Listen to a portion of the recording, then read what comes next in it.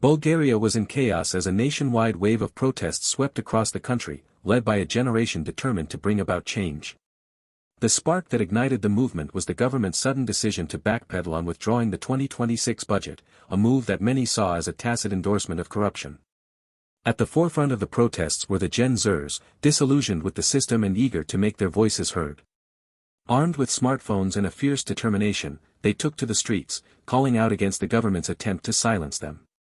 As the days passed, the protests only grew in intensity, with more and more people joining in. The government, faced with mounting pressure, struggled to find a way to appease the protesters. But it was too late, the genie was out of the bottle, and the genie's name was revolution. The youth of Bulgaria were fed up with the status quo, with a system that seemed designed to enrich the few at the expense of the many. They demanded transparency, accountability, and a break from the cycle of corruption that had come to define the country. As the protests raged on, the government was forced to take notice. The question on everyone's lips was, what would it take to bring an end to this movement? Only time would tell, but one thing was certain: the voices of the Gen Zers would not be silenced.